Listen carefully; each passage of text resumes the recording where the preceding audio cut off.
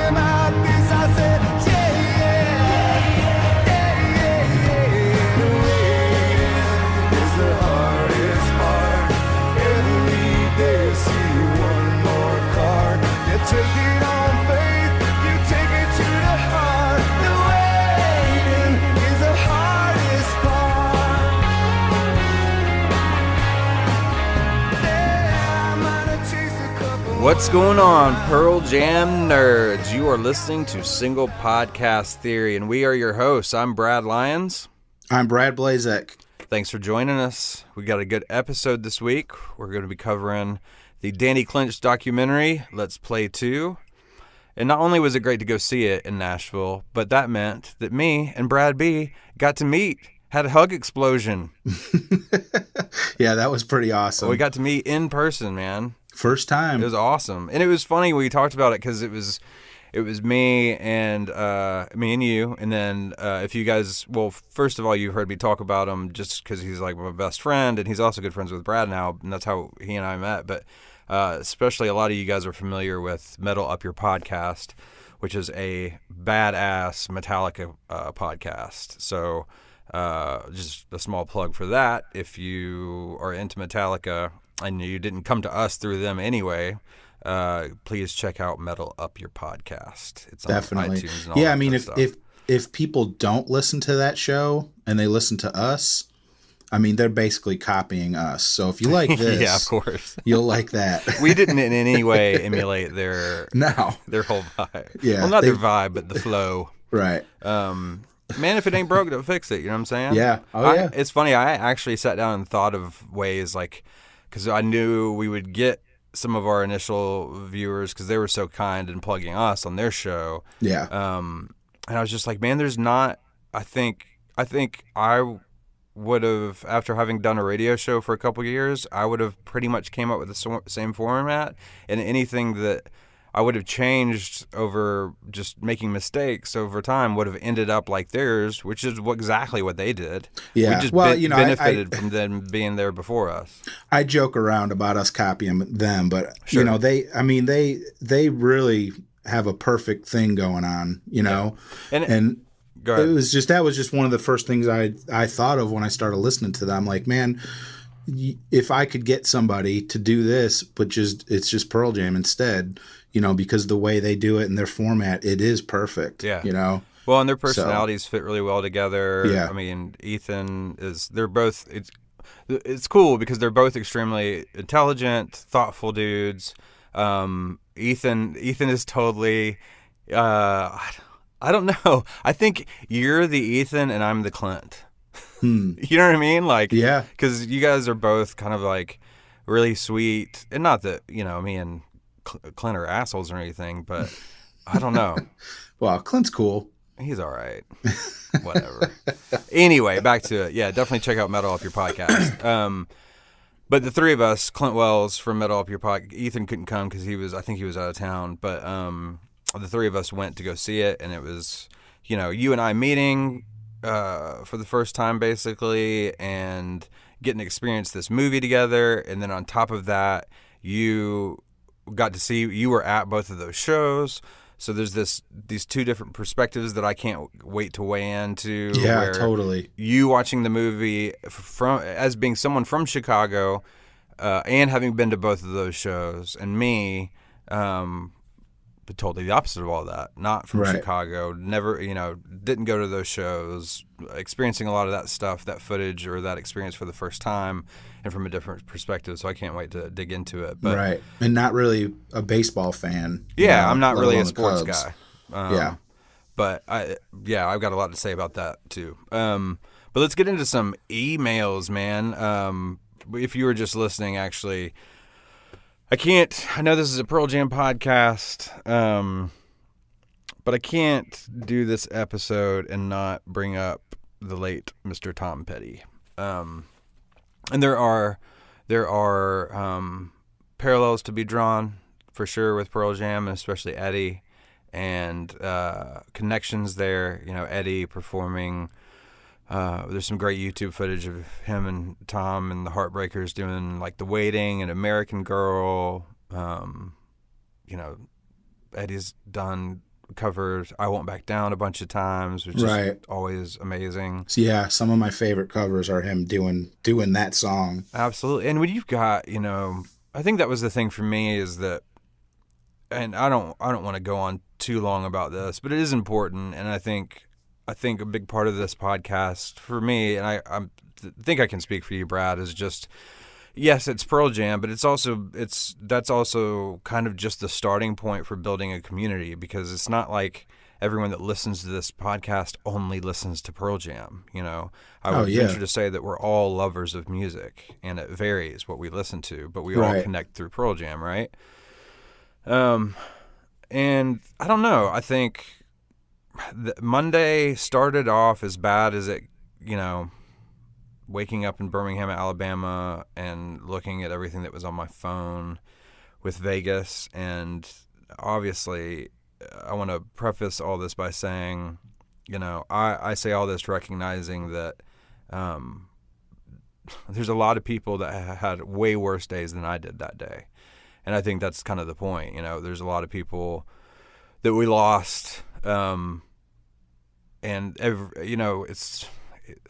every person that got hurt has people connected to them that has lost someone now, and it's such a big wave that comes, this ripple effect that comes from something like this, and that's not lost on me. And I think that's part of why it was such a hard day. Like, when did you find out about Vegas? Was it that morning? When you woke up? Yeah, pretty early. I woke up and heard about it and turned the news on, and it's just heartbreaking, and especially, not to make it all about me or us, but we've been to shows. Yeah. I've been to huge concerts before by myself with my daughter, and you see what's happening and you think that could have been me. That could have been my daughter. Yeah. And it's heartbreaking. Well, and watching it too from a musician standpoint, as someone that toured forever and played a lot of things just like that, And I've quit touring for the most part, but a lot of my friends still do it, and a lot of my friends are in country gigs. And the second I heard that, it was just like, do I have friends there? You know what I mean? Right. Like, yeah. And ever since Paris, it's just kind of been. I can't imagine what it would feel like if I was still touring, to have that in the back of my mind. Not just, I don't mean selfishly for myself or the people on stage, but, we are the easiest targets. But then also the people that paid their money for an experience and a release to come participate in music, and to have it go down like that is just it's brutal. sad. It's sad to read online and see people talking about being scared to go to events like this, Sure. And I mean, yeah, I've had those feelings too, and I talked to my wife about it, and it's like, what do? You can't live your life in fear. You know what I mean? Because everyone's going to have their time come. Yeah. So it could be at a show. You could be in your car on the way to the show. You know what I mean? Absolutely. So it's you can't live in that fear, but you do think about it, Well, and I think that, for anyone that, I don't think there's many people that do, but anyone that follows me on Instagram, I said a lot more about how I feel there. So I hate to repeat myself some, but it still kind of rings true for me in the sense that, you know, I'm a person that just, I don't know, dude. You know, I've told you before, like, I have an existential crisis at least once a day in my head. And I think a lot about my own mortality and the people around me. And I know, I guess I'm probably technically too young to really be obsessing over it the way I do.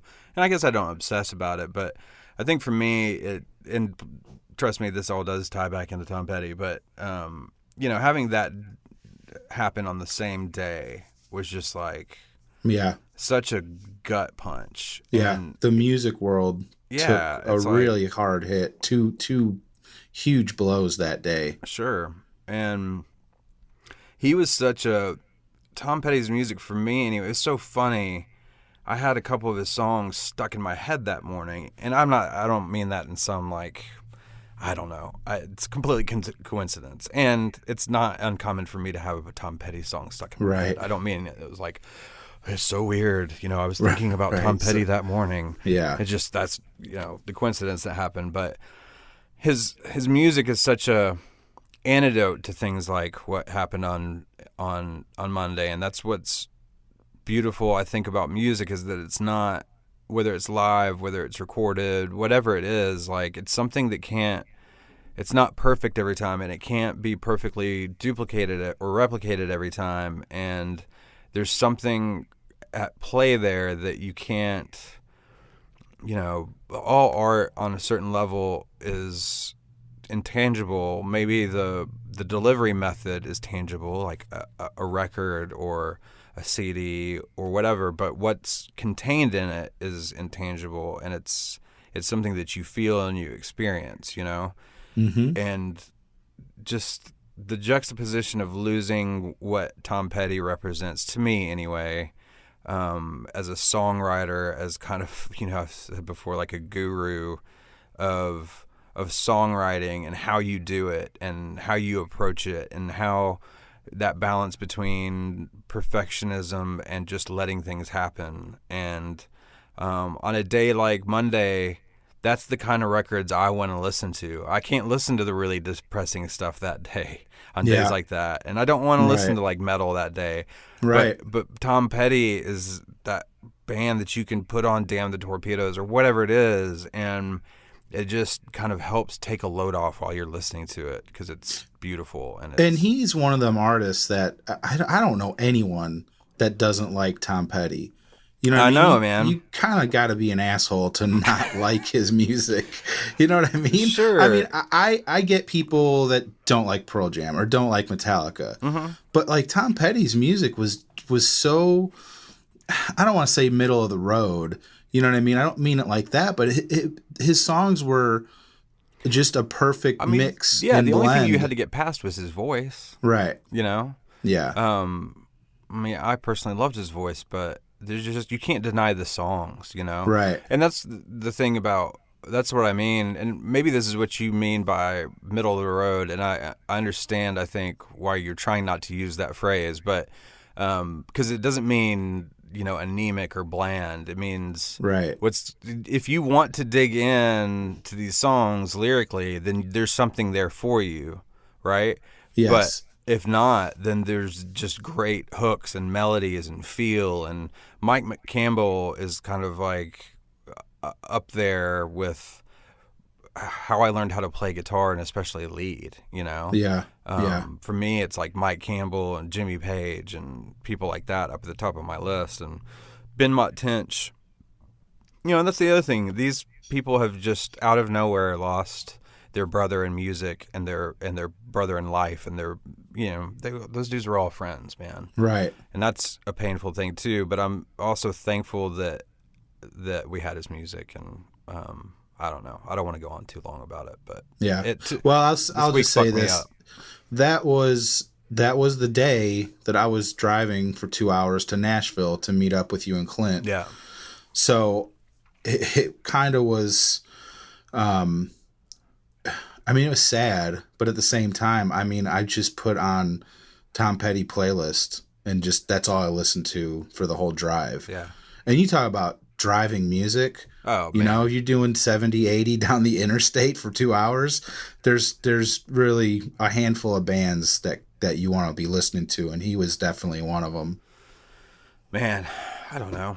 I mean, he lived a long life. He did a lot. You know, I Yeah. don't despair in it, but I think for me personally, there's just so much going on, and I think that was a very large straw to break the camel's back on Monday, that 1-2 punch. But Yeah. you know, and like I said, if we have any listeners, I don't have any way of knowing, but that are in Vegas, we've been thinking about you.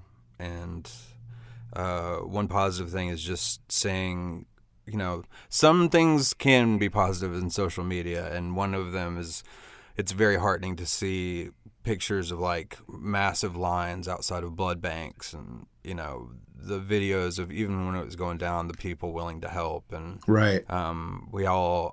it's a time where everyone likes to argue, but I think when the shit goes down, most people's inclination is to help the people around them, and that's why I don't get too down the dark rabbit hole with it, because Yeah.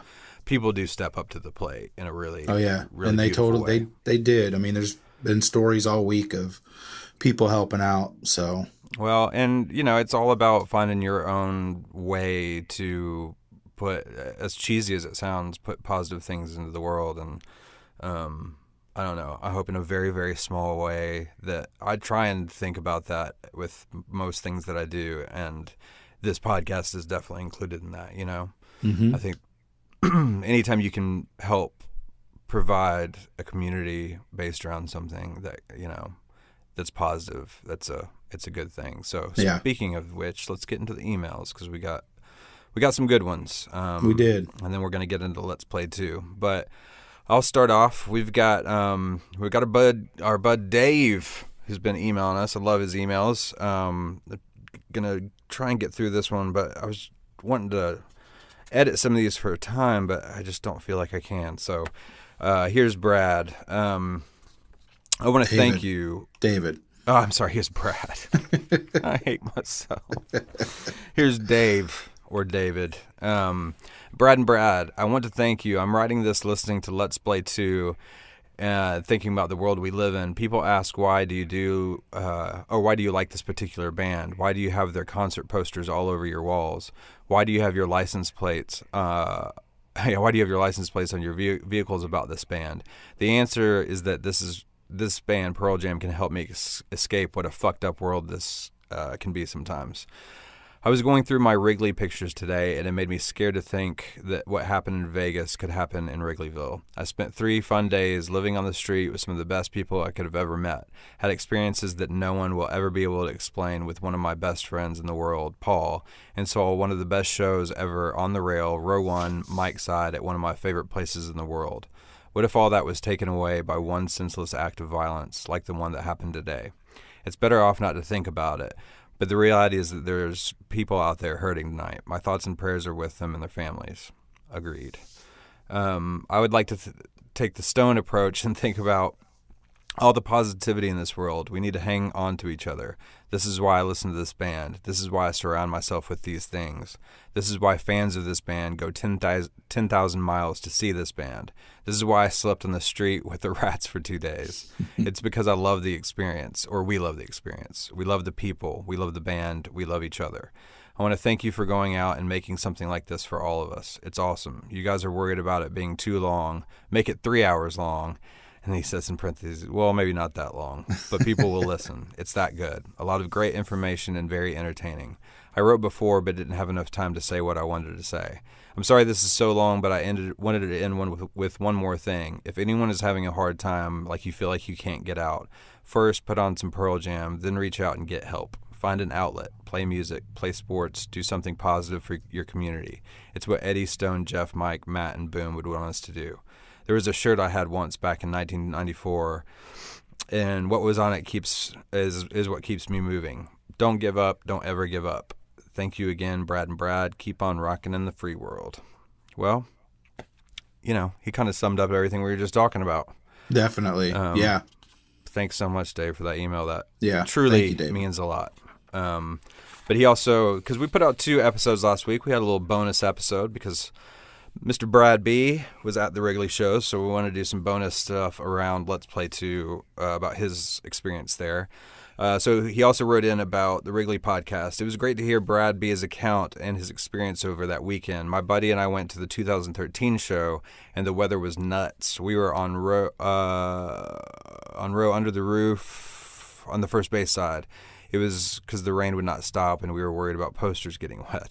That makes sense. Yeah, I hear you. Yeah, right. Fast forward to last year, and it was funny to hear Brad's account because we experienced the same thing with the rain.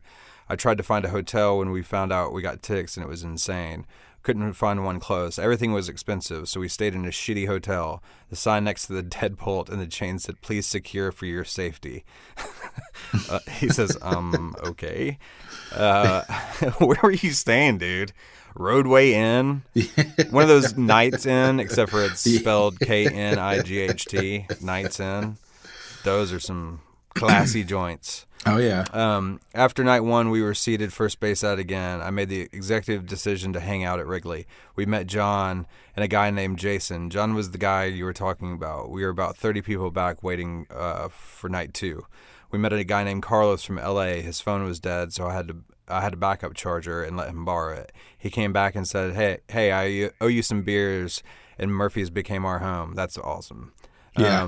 There was a guy named Bob that lived on the 2nd floor of an apartment and actually ran an extension cord down and let people use his power. That's kick-ass. Guy across the street let people use his power. People had tents. It was just a big party. I miss that environment. I hope they tour again because I wouldn't change it for a minute.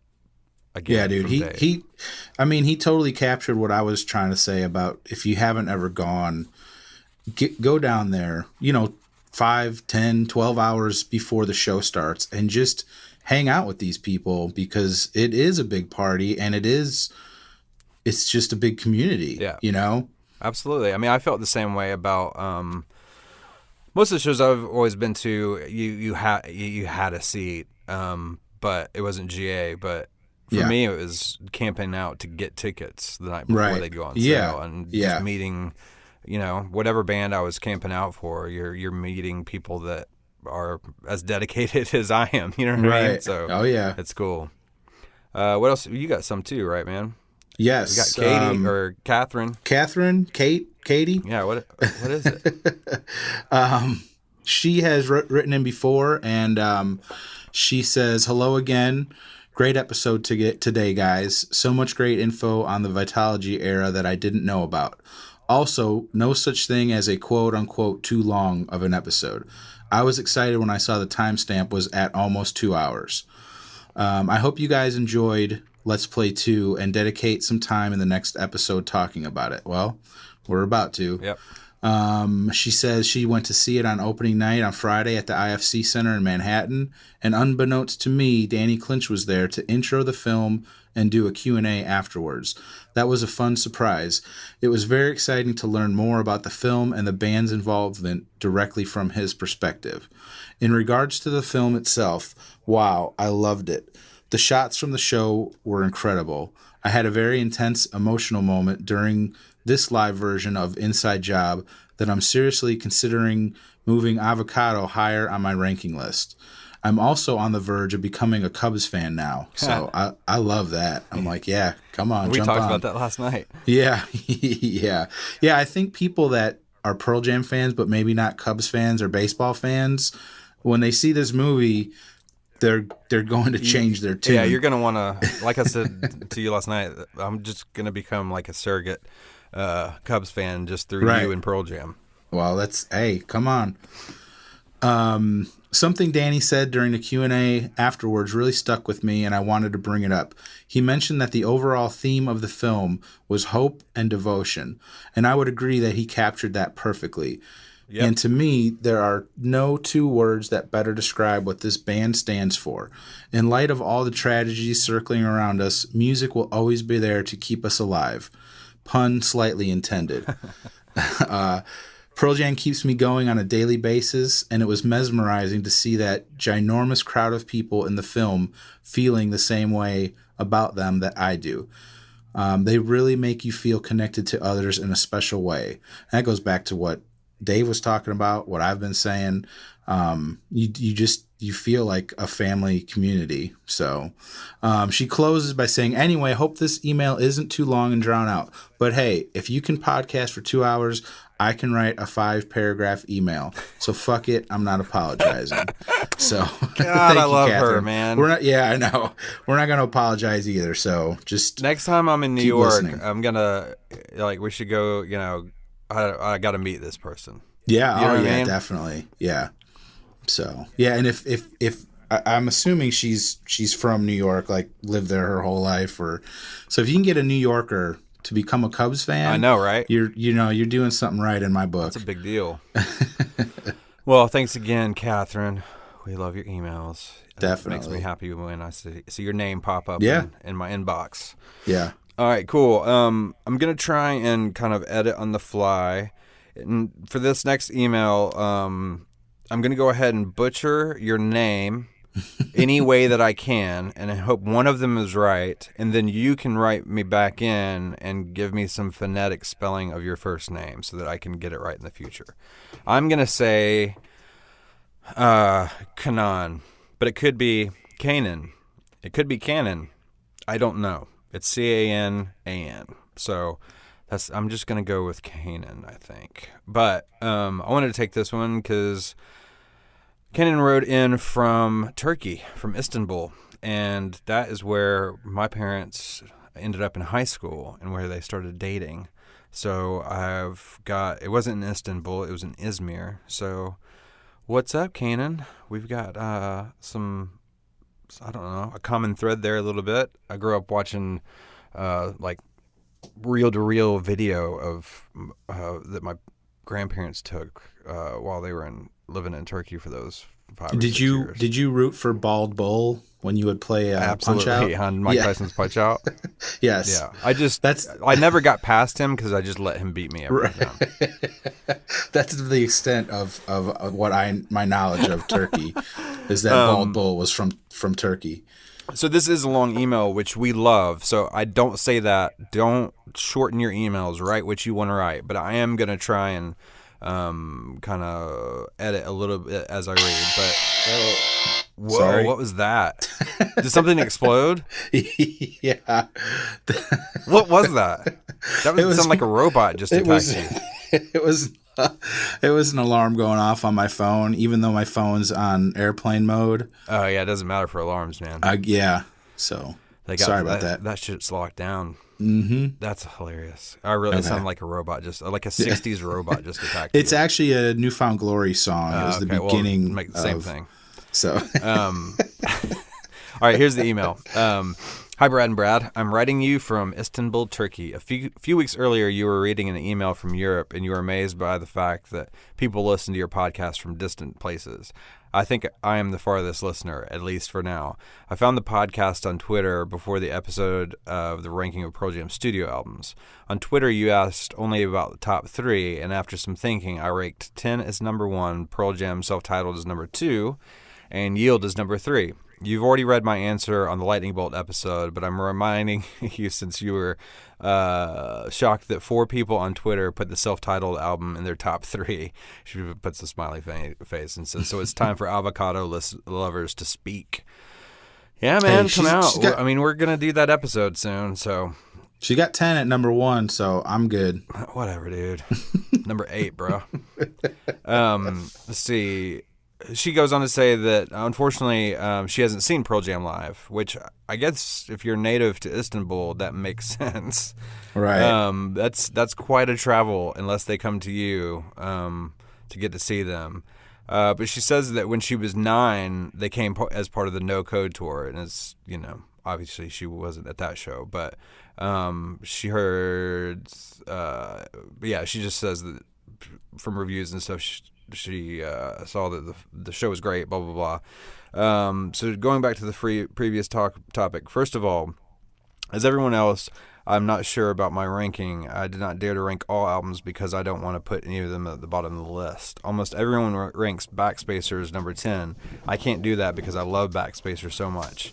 maybe maybe the reason I love that album is that it was the first PJ album I ever listened to. So I'm going to stop right there because I think that's a very important point. I think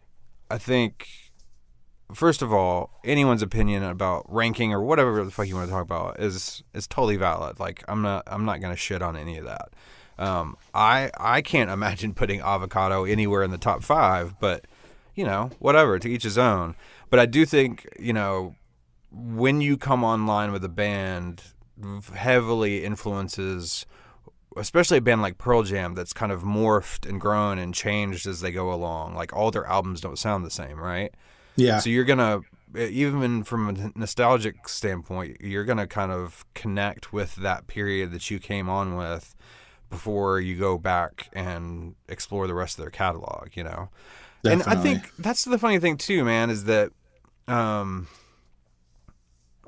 don't know, doing the ranking episode was hard, not just because they're my favorite band, but because they don't have a shitty record, man. Right. I always said that before, but it's like, yes, did I put Avocado at number 10? I did. Is it my least favorite Pearl Jam record? Yes. Is it a kick-ass record? Yeah. Mm-hmm. You know what I mean? Yeah.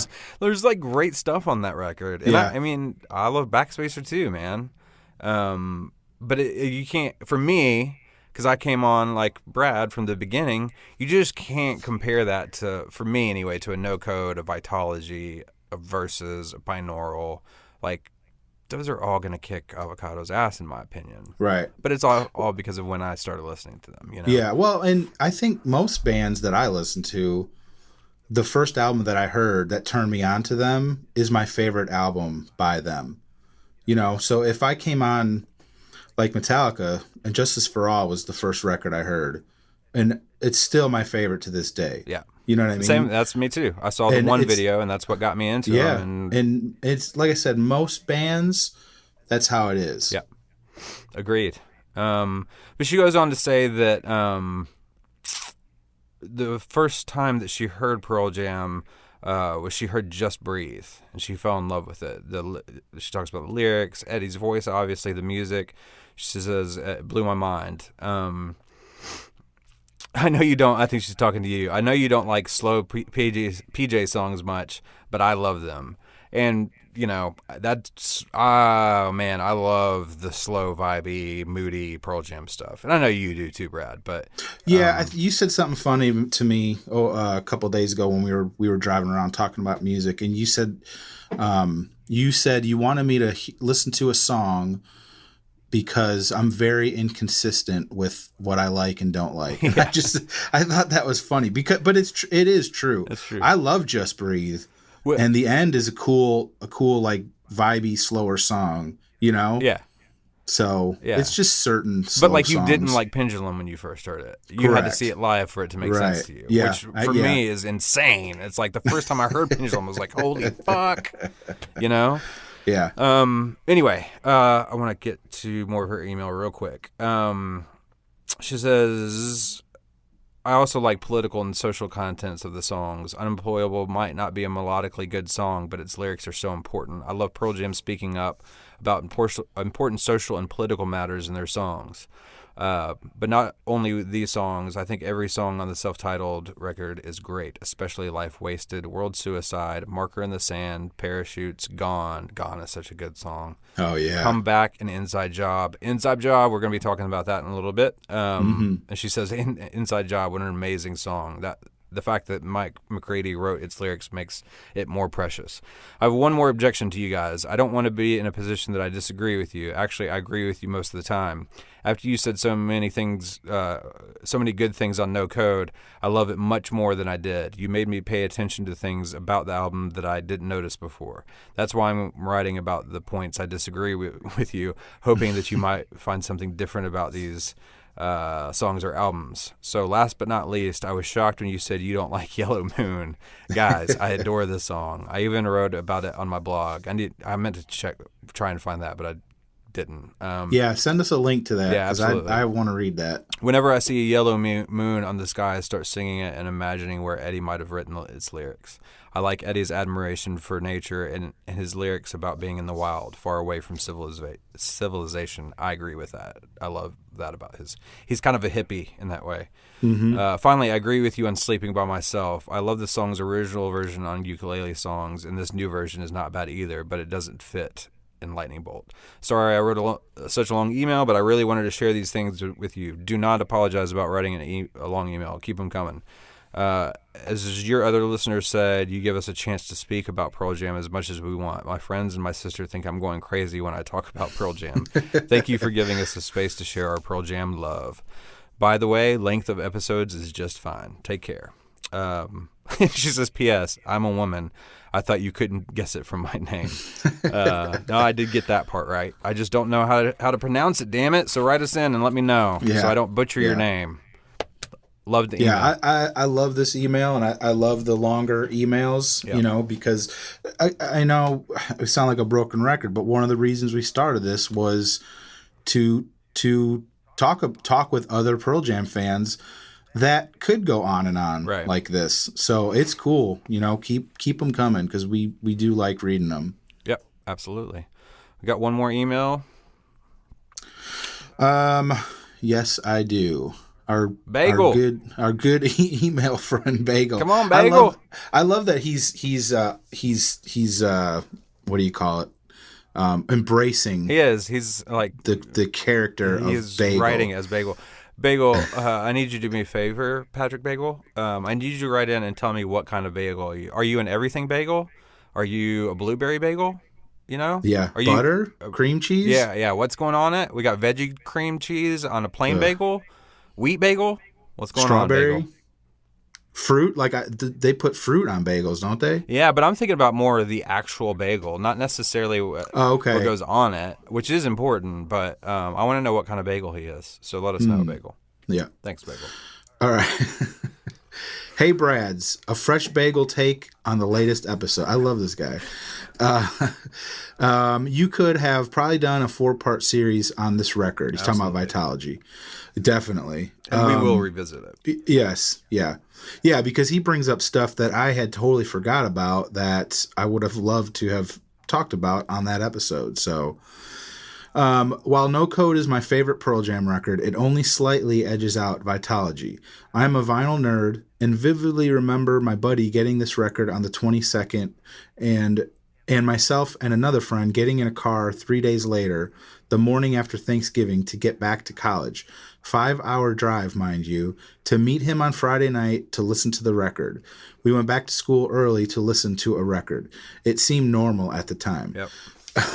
That's awesome. Yeah. The thing that always blew me away about Vitalogy is how road-tested most of the material was before the record was released. Due to the nature of tape trading, bootlegs, and of course live broadcasts, I had actually heard 7 of the 10 songs before the record was out. The only ones I had not heard were Spin the Black Circle, Tremor Christ, and Nothing Man. In addition, with the Spin the Black Circle single being released on November 8th, carrying Tremor Christ as the B-side, the only actual song I had not heard at all was Nothing Man.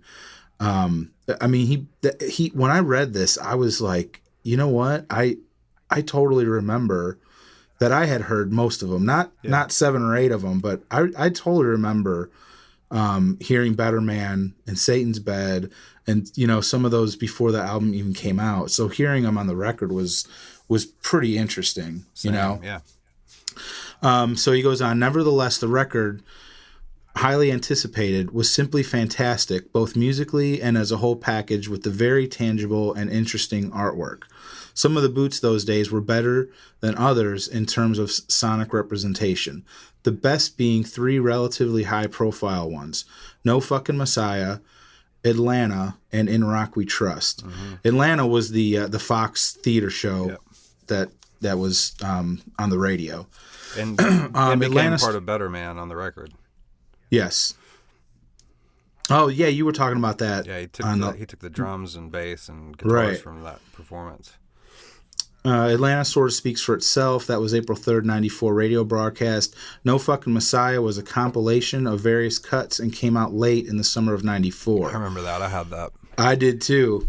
It included Better Man and Satan's Bed from the aforementioned Atlanta broadcast, Not For You from the SNL broadcast, and Last Exit from an audience recording in New Orleans in November 93. Yeah. That CD was incredible. Oh, yeah. You know?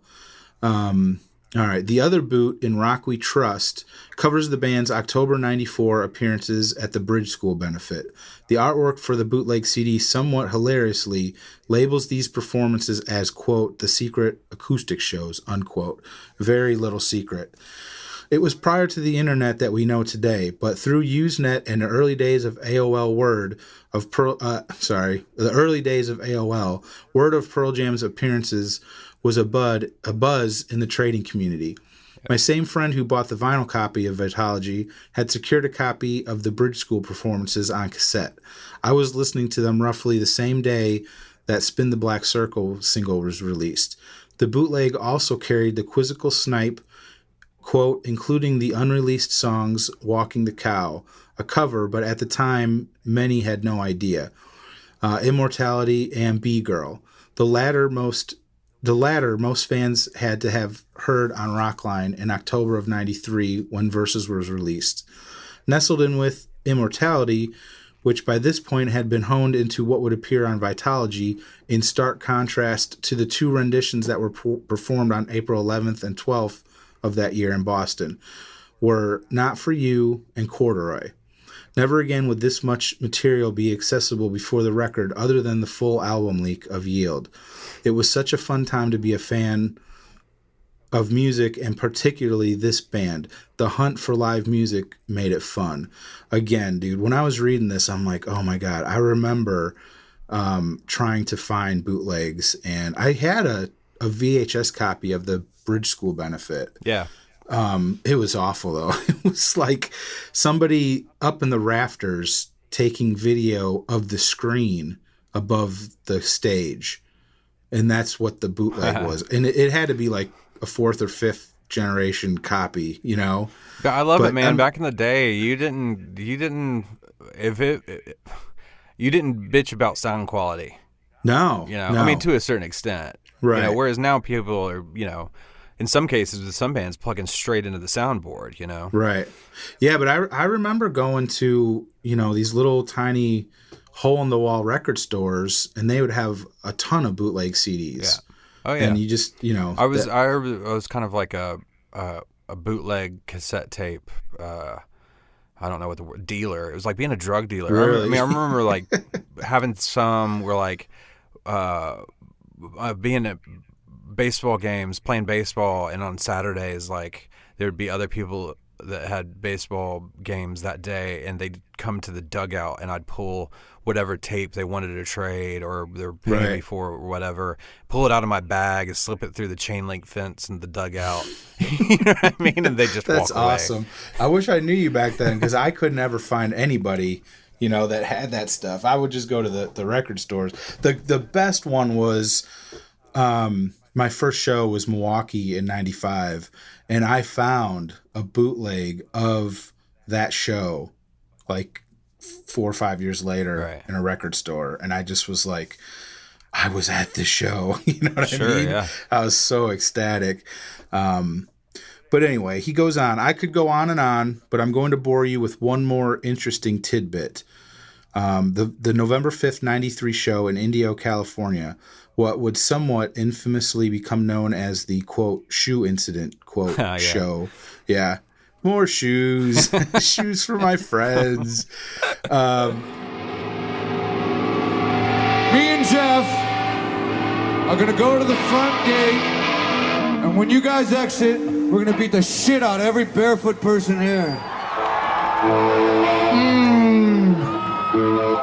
Your dirt is my fucking food. Don't you understand that by now? I'm just like you. You're just like you. So I guess it's my turn to throw this back. No. You know what? We're really good at turning these kind of situations into good ones. I just had this great idea. These are all going to be donated to charity. Thanks so much. Thank you. All right, more shoes. Shoe the shoeless.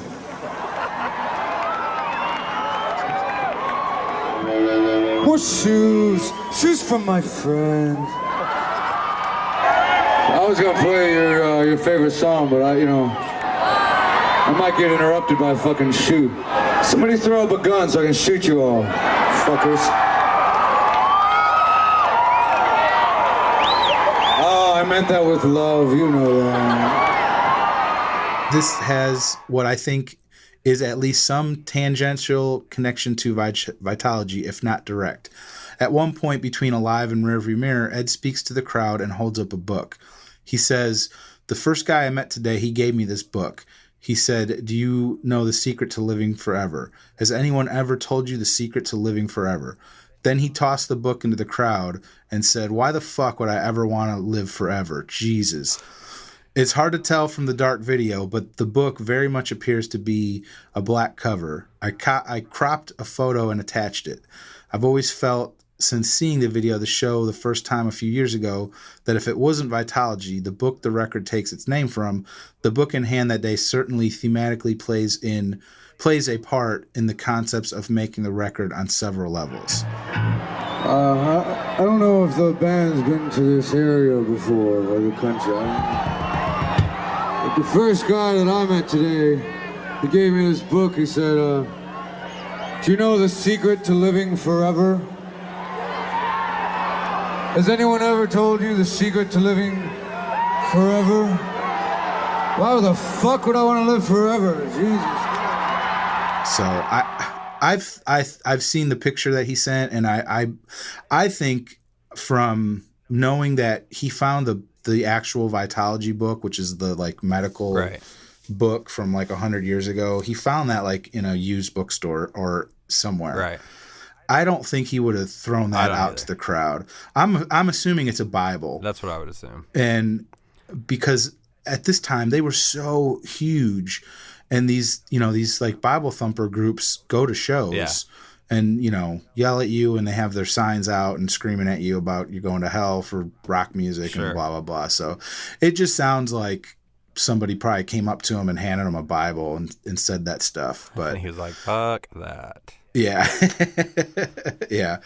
But Well, again, this just brought up so many memories from that time. Unfortunately, over the years, I've lost all that shit. Oh, I don't me have too, dude. any of those. I mean, I have all their studio albums and singles and stuff, but for some reason, the bootlegs and the like Bridge School video, and I think I had another video, they're gone.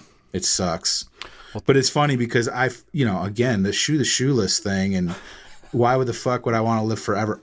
That shit's burned into my memory. I just hadn't thought about it in forever. Sure. So it was pretty cool hearing him talk about that stuff again. Yeah, man. So Thanks, Bagel. but let's see. Do we have any more emails, Nope. or is that? I'm gonna move on real quick to the forum and then get into Let's Play 2. Well, speaking of Bagel, he also posted on the porch, Pearl Jam's web board, message board, and this is more specific to us talking about Vitalogy, right. But I agree with a lot of what he's saying here. It's just a different way to look at the album. He starts. I have a decidedly different take on. Hey, Foxy Mop Handle, Mama, that's me. Yeah. And overall, the tracking and inclusion of the extra tracks. On the original vinyl, side A, which is labeled as Division 1, is all music. And the flip side is quite obviously all not music. Pry 2 leads into Corduroy. And the playing of Pry 2 backwards reveals the garbling to be a hidden message from Vedder. People dispute this, but it really is not disputable if you do it at the correct speed. Now, I don't know if you did this, but I went and looked it up on YouTube. Uh-huh. I don't really believe in this backmasking shit. Right. But dude, it is undeniable. He's literally saying backwards, Pete Townsend, you saved my life. Oh, And really? dude, it's fucking crazy how the Pete Townsend is a little weird, but like You Saved My Life, it's in there. Wow, that's crazy. It's yeah, and you should drop it in right here. Okay.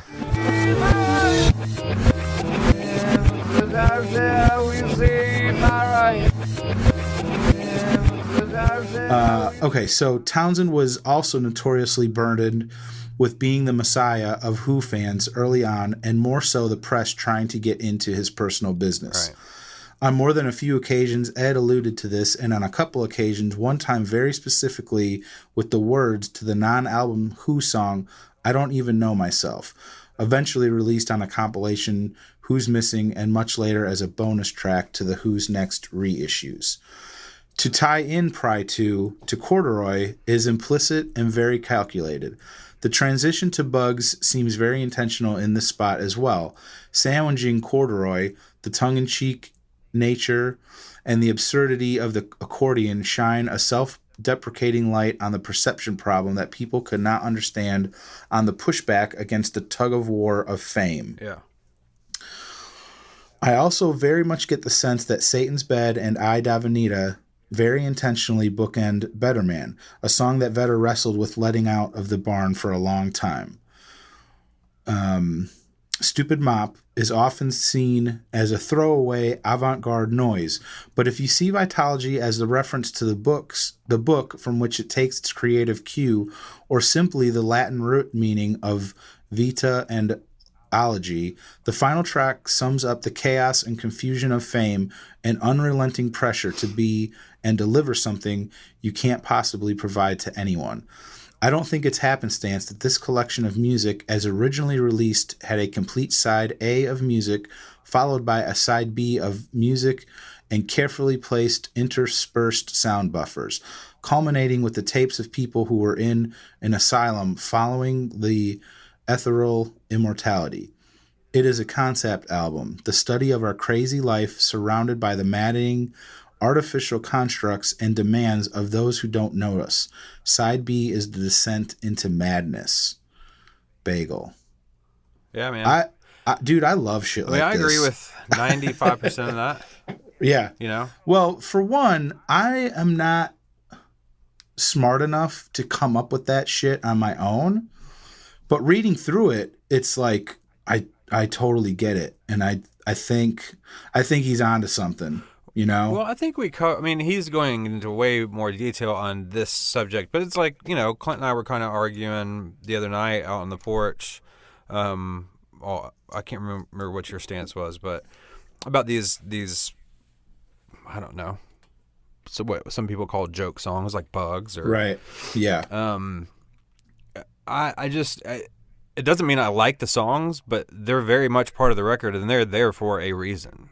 Right. You know what I mean? There's no Eddie, he doesn't do things just to do them. There's a reason, and him breaking down, because that's how I tend to look at albums, even though it's not done this way, unless it's on vinyl, is like a side A, side B kind of situation, because that's how bands a lot of times will pick their running order for the record. Right. And, you know, what Corduroy is about very much fits in with something like Pride 2 or Bugs or whatever. You know what I mean? Like those. Yeah. Anyway, I agree with all that. I think it is. I don't know that I would go as far as to say a concept album, but it's very, when you really break it down, it's very kind of linear in the subject matter on this record. Yeah. It's all about dealing with that shit. Mm-hmm. Privacy and loss of privacy and who you are and how much you can give to other people and the madness of being that famous. But that's cool, man. Those are thoughtful emails. Was there anything else from Bagel? That was it. All right. Thanks, Patrick. Let's see. I got one from Rummy on the forum. Another solid episode. I love that album. He's referring to Vitology. I usually consider myself a 10 versus man, but when you consider all those epic tracks on the album, it's really up there with those two. Regarding the quote-unquote non-songs, as I like to call them, I think including 4 of them was a bit excessive. I agree that Stupid Mop is silly and should have been omitted. I think you'll disagree with me on this one, but I think Bugs should have been left off as well and maybe just used as a B-side. Bugs sort of falls in the same category as Sweet Lou for me, which I don't even think made it to a B-side status. One final thought. I love that montage of music that you've put together to start your show, full of rockin' tunes. However, I noticed that you... Oh, this must be a typo. That's really the only time you use sound clips of songs within your show. Is this intentional? Are there copyright issues if you play even parts of songs? Thank you, Rummy. So first of all, yeah, we kind of just covered the whole non-songs part. It's a personal preference thing, but regardless of your personal preference, they're there for a reason and they fit into the theme of the record for sure. But yes, I agree. I usually skip those. I'll defend Bugs though. I just like Bugs. Yeah, I do too. It's a weird song, but to me, it's Sweet Lou is fucking awful. I've heard that song like twice, and I don't think I'll ever listen to it again. Oh, dude, it's Jeff singing. Oh, okay. So it's if that helps. All right. As far as the music, yes, there are kind of like copyright issues to a certain extent. While we do have a lot of listeners and that we're thankful for, I don't think we're big enough to really quite worry about that yet. But I do, if maybe someone could correct me if I'm wrong, but I think that if it's under 15 seconds of use, then it just kind of becomes what's the word for it? Fair play or something? Is there? Yeah, it's not that. It doesn't matter what the terminology is. I can't think of it right now, but it's free to use. But you get into more than that, and you can get in trouble. It's just whether or not the people that own the music that you're using want to go through the trouble of giving you trouble over it. So, especially, we don't do this for profit. We're not making any money. We don't want to make any money off this. So that's a different thing too. I think it'd be a lot different if we were using songs and making money off of the podcast. So, anyway, that's Rummy. What you got from the forum? We had, here we go. Incidental Immortality. He said, love the podcast, guys. I listened to the Vitalogy one today and learned a lot about the history of the album that I hadn't heard before. Great work. So that's pretty cool. Hell yeah. We got another quick one from Jason Barker on the forum. He says, now that's how you cover an album. Nice work, guys. Without claiming to be the official knowledge base, you still bring a great perspective. Was a great listen.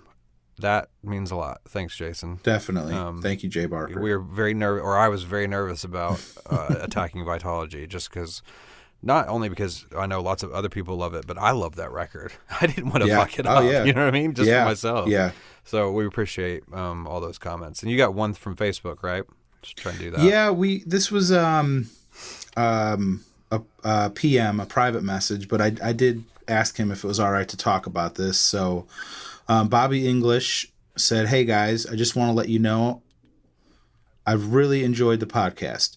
You read my short comment off the message board a few weeks back, B English 017.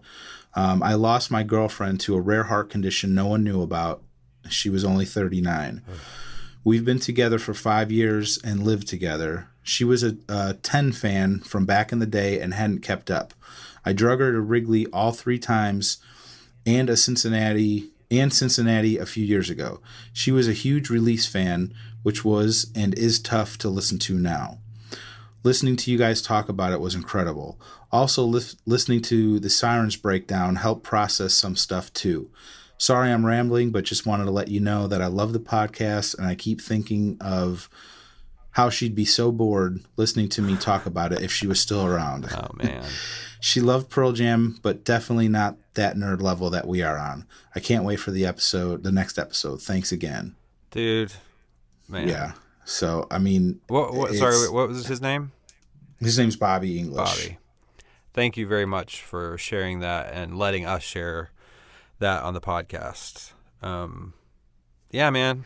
I mean, we've said it already a million times, and we're going to continue to say it because of this band. Some of these songs, man, just get in there deep in the cracks and crevices of who you are and what you experience in life. You know what I mean?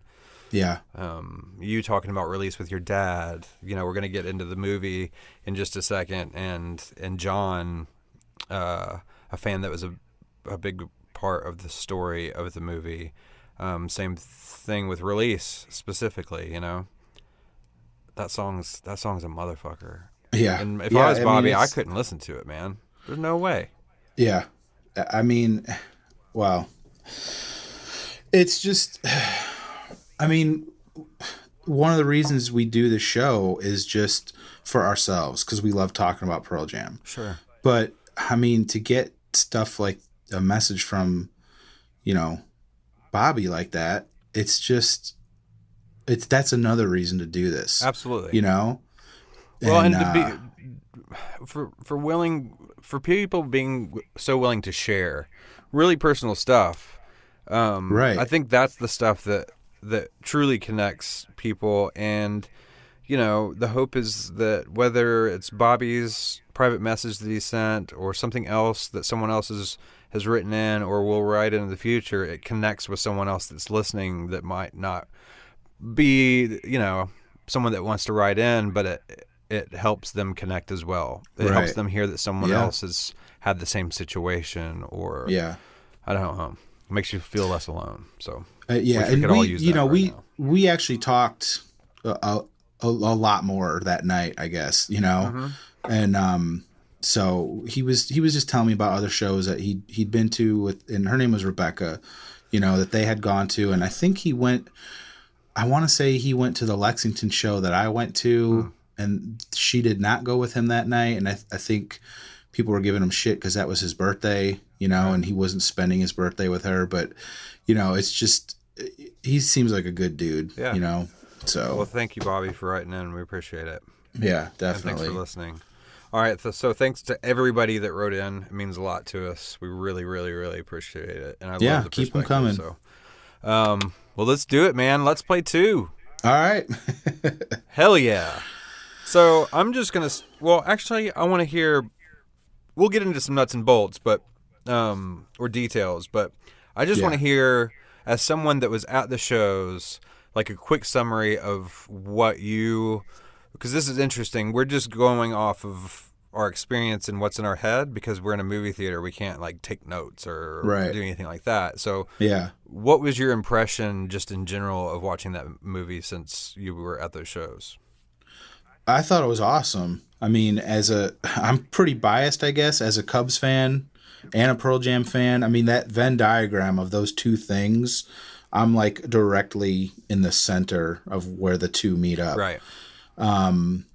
But it was awesome. You know, it was really, I just thought it was really good. I think, you know, the songs they chose to put in there, they have to go to a wider audience, you know.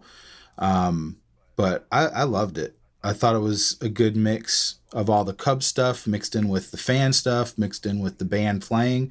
And I really liked that they, for most of it, 90% of it, you got the full on performance of the songs. Right. They didn't really play like a medley of different songs, or I think one or two songs they might have started like in the middle, Yeah. you know, Or and just cut played off them in the out. middle. But yeah, but for the most part, you got to see each song in full, which I was wondering if that's how they were going to do it or not. Right. So, but yeah, overall, I mean, I thought it was fantastic. Well, so I came in with kind of, I don't know, anticipating something different than what I got.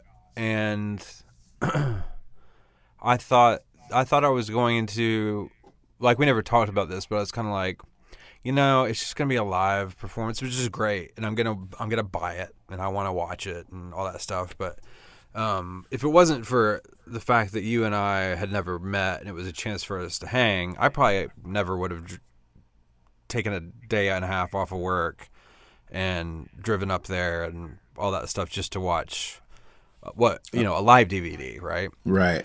Right. But what I got was an actual movie. You know what I mean? Yeah. Like, Yeah. Danny Clinch did such an amazing job of building a plot and subplots within that, and using those shows and the music as this backdrop, as it truly was a soundtrack. In some ways, obviously the movie wouldn't be there without the music, but then in some ways the music became not less important. I don't know how to say it. It was just, it all worked together. You know, talking about the history of the Cubs, which I could give a hot fuck about, because I don't, of all sports, I definitely don't follow baseball. Yeah. But seriously, I was like, man, by the end I was like, I'm a fucking Cubs fan. You know? Like, Yeah. Yeah. I'm going to start following baseball. Right. Yeah. Especially because they're in the playoffs again this year. I know, so. man. Well, especially because they're that underdog team, and I've always loved underdog teams. You know? Yeah. Yeah. Well, that's something that that I I enjoy, is that there's a narrative to what you're watching other than just song after song after song, and it's a concert film. Right. You know, there was the Cubs stuff mixed in between. Well, and dude, man, I mean, there was all the Cubs history, which they tied into Eddie history, right? Right. I mean, there's so many, there's cool VHS recordings of him walking around Wrigleyville in, like, was it 92? Is that when it was? Yep. Just that young Eddie being back in the hometown. I think that was probably when they were playing the Metro. Yeah. Him talking about stuff. That sod scene was so funny, or I thought it was anyway. Or he's gonna steal. They had thrown out leftover sod from the right. From the And park. he was so excited. He was so excited. He was sniffing it. Right. He wanted to take it with him. Yeah. He said he's gonna take it home and put it on stage. Yeah. You know. Well, what's so cool about that footage is that there's a part where he's like, well, usually on game day, you know, there's vendors out here, there's T-shirts, and it's like, I've done that. We went a few years ago up to Chicago. My daughter had never been up there, and we were going to a Cubs game, but we went the day before to take a tour of Wrigley Field, and it wasn't a game day, so it's pretty dead. It's just a regular, you know, intersection neighborhood. Sure. And I'm like, I did the same thing. I'm telling her, okay, tomorrow there's going to be a ton of people over here, and there's going to be people selling T-shirts, and you know what I mean? I just like, that part just touched me when he was doing the same thing that I've done, you know? Yeah. Well, and they kind of like, without spending too much time, they kind of touched on all that. Like they had that quick little bit with the guys that just stand outside the stadium with baseball gloves. Yeah, the ball hawks. Yeah, waiting to catch home runs. Yeah. And there's that one dude, they interviewed him. He looked like a homeless guy, but that had regular clothes on. You know what I mean? Like just regular shirt and T-shirt that was clean. And I guess he's been out there for like years and years. And they were like, I wish I could remember what they asked him, but it was something like, how's it feel when you catch one? And I think he said, I don't know. And they're like, how many have you caught? And he was like, none. Right. He's been doing it for like fucking 30 years, you know, but still every game he's out there. Yeah. But all that kind of stuff, like I was telling you, and then we'll get into some performance stuff and more details about kind of these subplots that we're referencing. But what's beautiful about it is that, number one, I think I spent the last hour of the film going in and out of crying. I mean, I think I cried like 4 times before the movie was over, which I was not expecting. Right. See, and I was the opposite. I knew I was going to cry. And like every time they show like Ernie Banks or footage from the 60s or anything Wrigley or, you know, the World Series, I'm just like total trigger of just like, here it comes. Oh, God. And like, yeah, man. And I'm sitting in between you and Clint. So I'm like side eyeing both of you, like, don't look at me, you know? Oh, dude. So I was crying the whole fucking time. I heard you sniffling over there, so I was like, oh, maybe he's crying too. I was, man. I had to try and be like coy with my sniffles because I didn't want to make it obvious. Yeah, I'm like, I'm just scratching my forehead as I wipe the tears right. away. I eventually got to where I wasn't even trying to hide anymore. I was just straight up putting my hand up to my eyeballs and wiping them away or whatever. But, it in a general sense, what was beautiful about it is that you have the band, right? Which is why people are there. And you have this, for the movie, I mean. And then you have, within the movie, you have the crowd that's at these shows, right? And then within the crowd, you are also representing not only Pearl Jam fans and the band and that relationship, but you're also representing the relationship with Chicago and specifically the Cubs, right? And you're at that stadium, and you've got the relationship with Eddie growing up there and his stories from it. And then you've got the people that they bring on stage. Some of them were funny, and some of them were really heartfelt. You know, you had Dennis Rodman up there for Black, Red, Yellow, kind of like redoing the voicemail that's on the recording that he left Eddie at like 1 a.m. or whatever it was. But then you also have Steve Gleason on stage, which, you know, I thought I was going to go from you know, manly crying to just all out like sobbing. Right. Because it was such a powerful moment, especially at the end. For you guys that haven't seen it, it's when they were playing Inside Job. Right. And Eddie at the end, I wish I could remember the lyric, but do you remember that moment? I don't think we ever talked about it. Eddie just turns. Mike had already started just turning instead of toward the crowd, towards Steve, and just playing to him, especially during the guitar solo.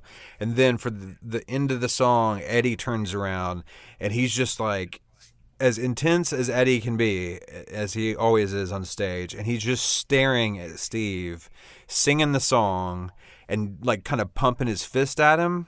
Yeah. And it was just like, oh, like chills and tears, you know? Yeah. Yeah, and then he goes and hugs him. Yeah. It was so, I mean, that's the kind of stuff I didn't expect, man. Yeah. So anyway, so if you guys have been listening to the soundtrack that they released, you know, it's not the same as what's on the actual film. There are crossovers. There are definitely things that were in the film that are also on the soundtrack, but there's obviously more that's on the soundtrack, and then some stuff that's not on the soundtrack that was in the movie, which I was kind of happy about. But you know, they open the movie with Low Light, which I love that song. I still think it's interesting to open with that. But do you like that song? I do like it. It's not one of your faves, though. As an opener, that's my only thing. You like it or don't like it as an opener? I'd rather get Oceans or Release or Long Road. Right. But I don't know. I don't hate it. Sure. I don't hate that song. I just think, like I said, I'd rather get like Long Road or Release. Because in 2013 they played Release, and then I think they played Low Light second or third. Yeah. Well, they opened. And I'm like, night. I'm fine with that. Yeah. They opened night 2 with Oceans, didn't they? Yeah. Wasn't it like Oceans and then Footsteps? It was. Yeah. I think it was. I think you're right. Anyway, so what did we have at the top? I don't even remember because we couldn't take notes. The soundtrack? No. What was in the actual movie? Well, it opens up with a little montage of Wrigley Field before they even show like That's the band. True. That's right. They're showing like Wrigley Field, and then they're showing Eddie with Joe Madden, the manager, and but then they start. I think they showed a little clip of him playing All the Way, like they did. That's right. The sound checking All the Way, and then they cut to Low Light. Well, and you can tell that obviously, I think what Danny Clinch did so well was representing a lot that you can't even put into words with just tiny little moments that he would show. You know, like a from behind shot. It looked like it was obviously kind of B-roll, like you were talking about, like of Eddie just on the stage. Empty Wrigley Field, kind of sound checking all the way, and then you had the moments with like Stone and Matt, I'm assuming, taking shots before one of the shows. They had the little tiny red little Dixie solo cup looking things. Right. And it was just cool to see them, because that's the other thing is like it was a lot of Eddie and it was a lot of Mike in this movie. Yeah. And not a ton of Matt, Jeff, or Stone as far as when they weren't playing. Obviously, there's a lot of them on stage, but which I kind of thought was interesting. I mean, it doesn't mean anything, but I would have. Well, I like that Mike at some point references that the band likes doing this because they know how much it means to Eddie. Yeah. You know? You could feel that too. Oh, yeah. I think they were feeling it with him, you know. Yeah, but going back to kind of what you're saying about Danny Clinch, I mean, it's such a perfect blend of like a concert movie and a sports movie diary kind of thing. To me, in being a Cubs fan, like I thought there could have been more of that stuff. The Cubs stuff. See, as someone that's not a baseball fan, I think he did just the right amount. If he had done too much more, I would have been like, okay, this isn't a Pearl Jam movie. Okay. Well, that makes sense to me then, because that goes back to what I was saying about the soundtrack being for a wider audience. Mm-hmm. So for people like you, or, you know, people that might be fans of a different baseball team, it's just little short bursts of the Cubs stuff, and then it's back to the concert. Sure. You know? Well, and going back to what you're saying about the more accessible stuff, but I think that what's interesting to me is that if you were to sit down with me and list a bunch of what you would consider like the big Pearl Jam songs, the classic ones, I'm going to tell you that a lot of times that those are the ones on records that I'll skip. Not because I don't think they're great songs, but I was so happy that, like, some of these songs, like I was so happy that they showed Better Man. I was so happy that they showed Elderly Woman. I was happy that they showed Alive. Like, I'll skip a lot of those songs if I'm on, you know, those records, because I tend to like the deep cuts more or whatever. But in that context, it's such you're seeing the crowd and this band kind of meld together in the sense that there is no stage crowd mentality. There's no, like, they're all part of the same thing. And I think those songs they weren't necessarily built for that purpose. Yeah. But they serve that purpose really, really well. Yeah. You know, it's like and plus I try not to be like an elitist. Mm-hmm. And what I mean is that I want people that aren't nerds to still enjoy the show. Sure. And they have to play those songs for those people. Absolutely. And I want those people to feel what I'm feeling. So to them, they need to hear Better Man or Alive to get that feeling that I get when they play Black and Red and Yellow. You know what I mean? Yeah. Or Oceans, which they kind of, that's not like, you know, they don't play that song that much, you know? But they do a really good job of what you're talking about. That's what I love. Right. And part of it's because they have such long set lists, but like I still have notes from, you know, us talking before, and I have this printout in front of me of the August 22nd show. And you've got like, let me see here. I mean, you've got your staples. You've got Animal. You've got Jeremy, Rearview Mirror. Man. Let's see, what else? Given to Fly, Alive, Rockin' in the Free World, Even Flow, right? The expected stuff. But then you've got Comatose, you got Blood, you know, you've got I Got Shit. Yeah, man, you've got Off You Goes, State of Love and Trust, Deep. They play Deep. I love that fucking song. So there's definitely, for the deep cut people like me, there's enough to chew on for sure, you know. Yeah. But you still get that kind of community experience with those bigger songs, like yeah, man, I don't listen to Alive. I just don't. But if it's at the show, I'm fucking psyched Yeah. because of what that song has become. Well, that's you and Clint both said the same thing about Alive, and I've been trying to wrap my head around it because I love that song Sure, and it's I great. love seeing it live. And I thought, you guys are two guys that don't go to a lot of shows, and I wonder if that has something to do with it. Because man, I'm telling you, when you are in the moment watching them play that song, man, there's just something about it that gets to me every time. Absolutely. I mean, but that's And- what I was saying too. Is like if I'm at a Pearl Jam show and they play Alive, I'm in. Okay. But if I'm Yeah. driving around in my car, right. eh. Yeah. I love the song. It's a great song.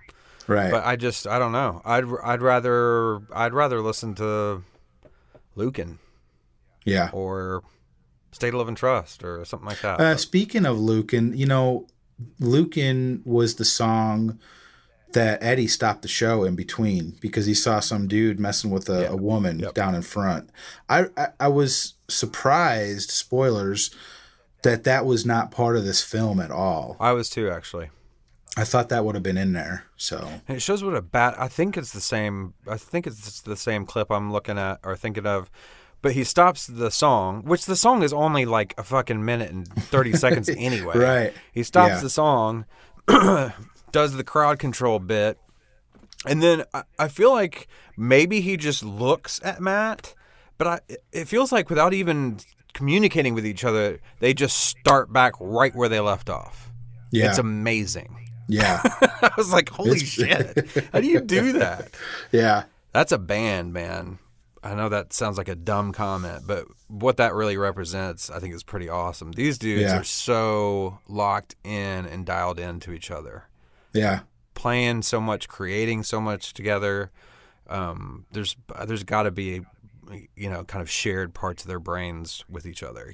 yeah, I love how Stone has continued down the path of the king of dad rock. laid back. Dude, he just had like a fucking Hanes black t-shirt on and some comfortable jeans, some dad jeans, some dad tennis shoes, and glasses with a really normal like Supercuts haircut. Yeah, And he just sat there and just rocked it out. yeah, He's just chill. And he didn't even really change guitars that much. Clint and I were talking about that. He kind of Yeah. stuck with the gold top with the Bigsby for like 80% of the show.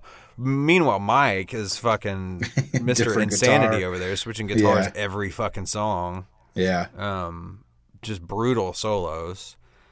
But yeah, so there was also John, was another kind of subplot storyline.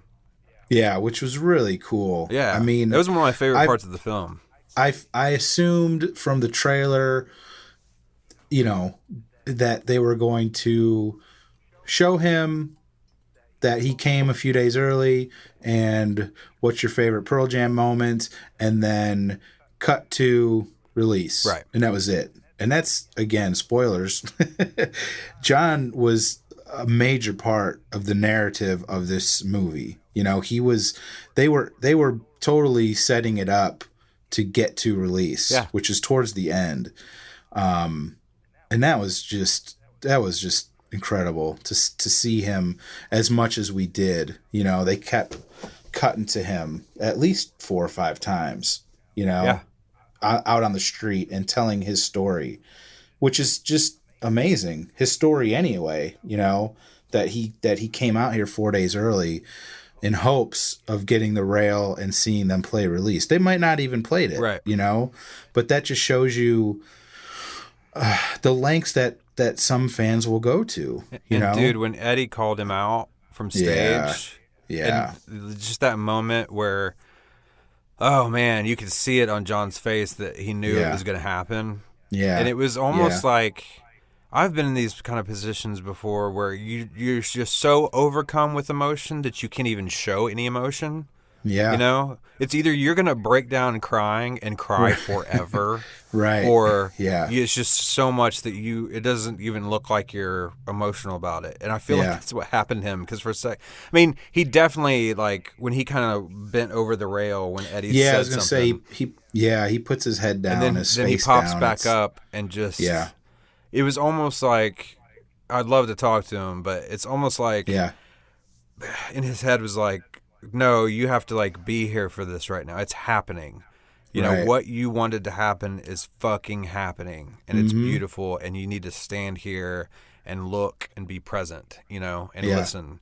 And you can fall apart later, you know. Yeah. But it was a beautiful moment, and that's what I mean by these subplots too. For everyone that hasn't seen the movie yet, is that you have characters, and John represented the fan character, right? And the fan Definitely. connecting to the music in Yeah. a very specific way.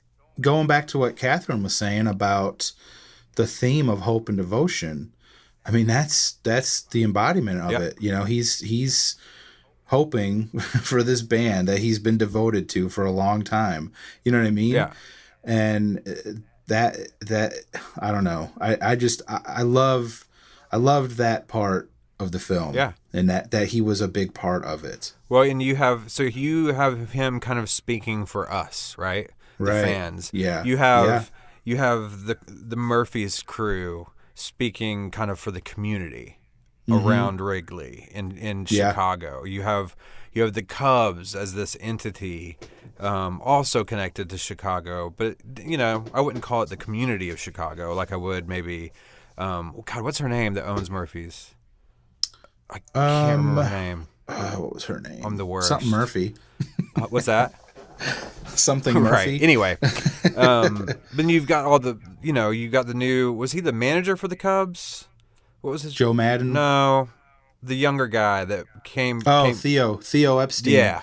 He's like the general that's manager. it, general manager. Yeah. You know, you had that relationship with Eddie and getting to watch all that unfold, like Yeah. walking you through what used to be the locker room, which just looks like a shithole. Yeah. And doing Oh, it things was. like, you know, just giving this team some pride. Like, Oh, dude, and they showed the like Pearl Jam poll with Eddie's guitars. yeah. And then the posters. And I just was like, I started getting like sick because those posters are, they're just like glued onto this fucking this You're like- column, and I'm like, You said something out loud, just like you're like, damn, or something like that. Like, don't do that. It was the. I'm looking at it right now in my studio. Yeah, right. I mean, I It was remember the- he said like, and every time, that- whatever, we'll just slap another one on there. It was like, no, you're the fucking it's just Cubs. like, Frame no. that bitch. Yeah, it's the Monk one from 2013, and it's the one. It's like a gangster hot dog shooting mustard. Yeah. And I'm just like, oh, I love. It's just like, oh, just to slap some glue on it and throw it up there. I mean, there was a bunch up there, Fucking ruined. you know. And I was just like, no. Yeah, this isn't like a fucking telephone pole that shitty Yeah, bands that's put their what. Yeah, stickers that's on. what. But yeah, it was cool too seeing. They were showing footage of when the Cubs won the World Series, and Eddie's on the field, Right. and they show just real quick snapshots, but like of 2 or 3 at least players being as excited with Eddie that they won. Yeah. You know what I mean? And it just shows you that he has a relationship with these people. Yeah, he's super invested. Yeah. So I thought that was cool because I think a lot of people think that, oh, he's just a rich asshole that's jumping on the bandwagon. Right. But I mean, if you follow this band from the early 90s, the hints have always been there that he's a Cubs fan. Oh shit, you yeah. know? If you listen to the Boots, Right. there's lots of times where he says something. Yeah. What else, man? I don't know, man. It was just a beautifully put together movie.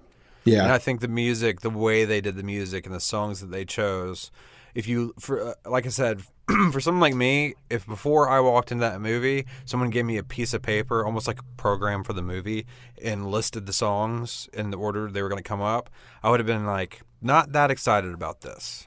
Right. But that's the power of the context of a live band with a huge crowd at a special place and a very tastefully thought out, well put together movie. Because Yeah. the way they used those songs was super What powerful. I liked, something that I never thought about, because I associate the song All the Way, obviously, with the Cubs, but they kind of towards the end of the movie they showed a lot of footage. Was it Alive? A lot of the footage from the Metro show. I think it was Even Flow. Might have been. It was.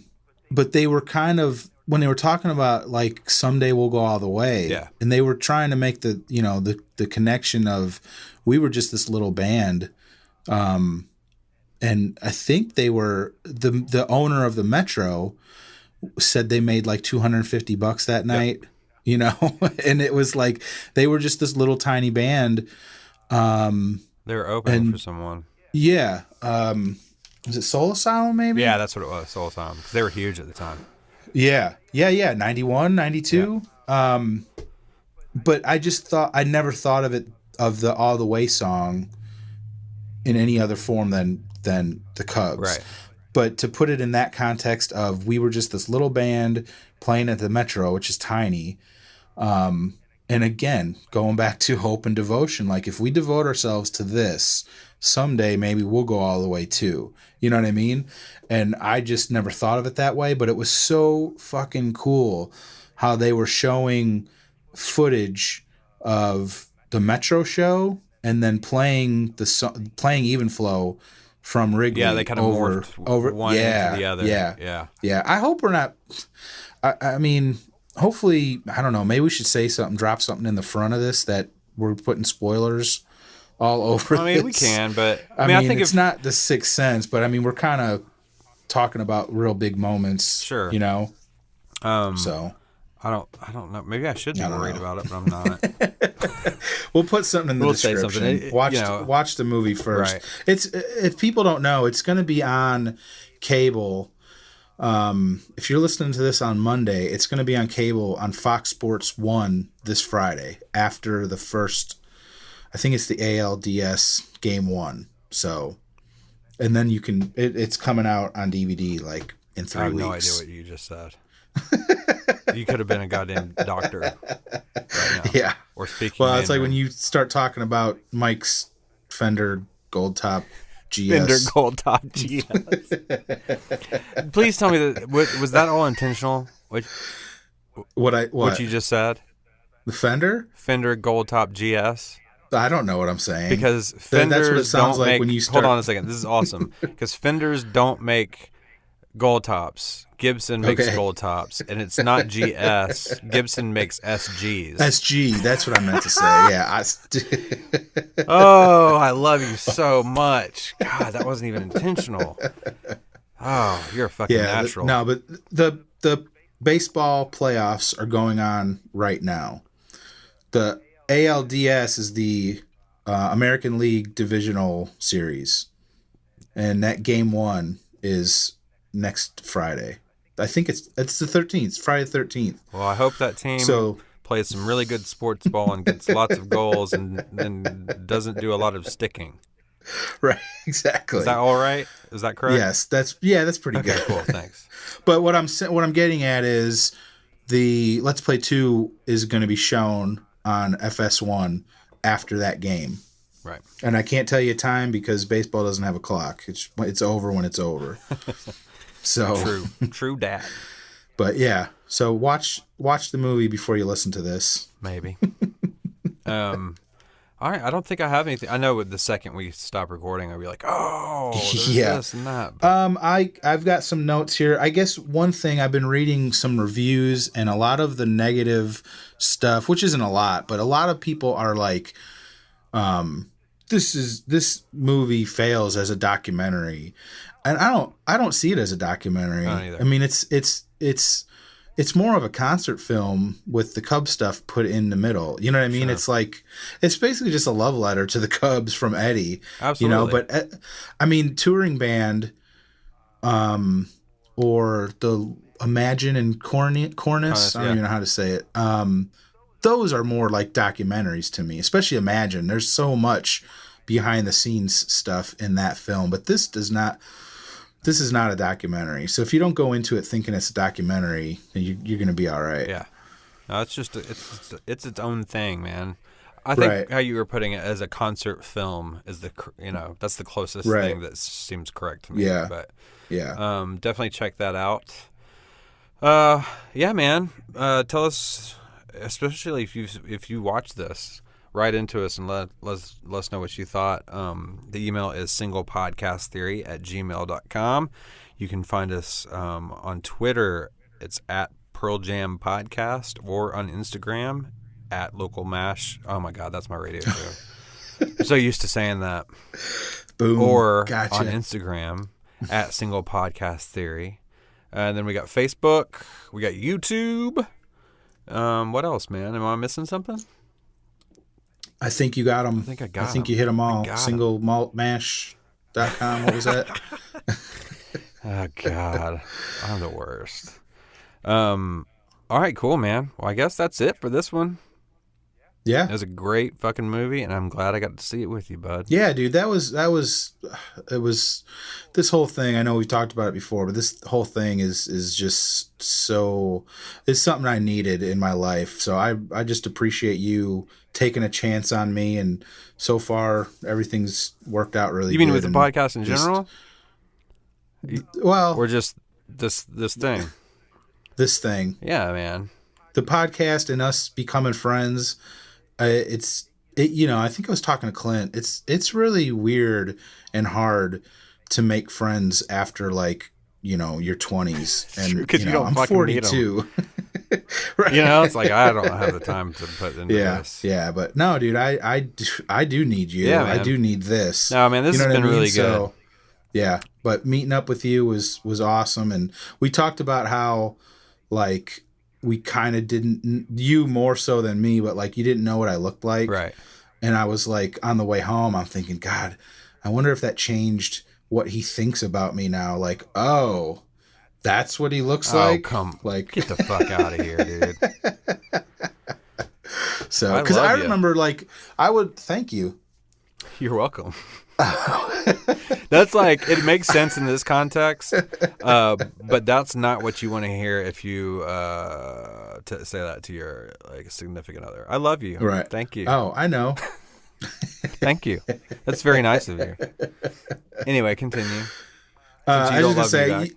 I would listen to radio a bunch when I was a kid, and there was no internet back then, so you couldn't look them up. So a lot of these guys I would see finally, like, in the newspaper or something, and I'd just be like, "That's what they look like? That doesn't even make sense," Yeah. So, but Well, now we know. yeah. Oh, hey. What?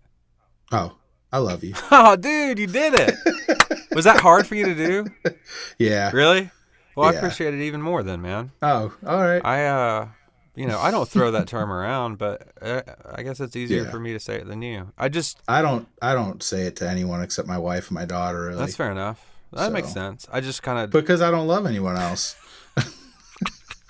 Everyone except for sucks. me, your wife, your Yeah, daughter, and me. You're cool. Yeah. Maybe your dogs. Oh, yeah. Well, that's, yeah. That goes without saying. Shout out to Dharma and Starlin. That's their names? Yeah. Dharma and Starlin? Yes. Oh, dude.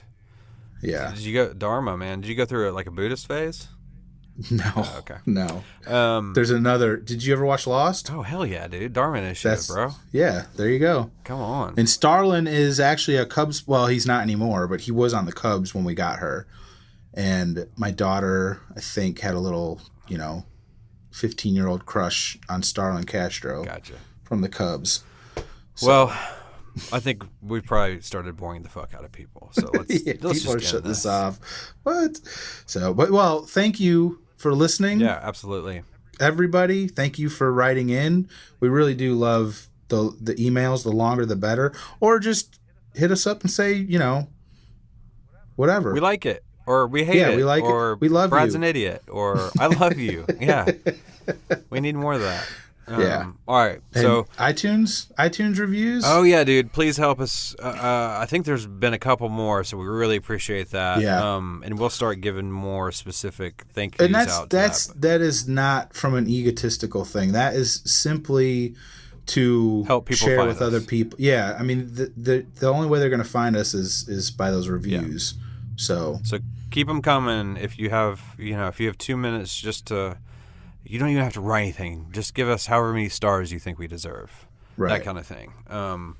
Just so we can grow the community a little bit more. But thank all of you that have been there with us from the beginning. Thanks for letting us ramble, and I don't know. Thanks for just go Cubs. digging in with us. Go Cubs. Cool. We'll see you guys next week. Peace. I died and you just I died and you watched. I died and you walked by and said no. I'm dead. That was fine. Fuck yeah. Woo! And the rest of you guys.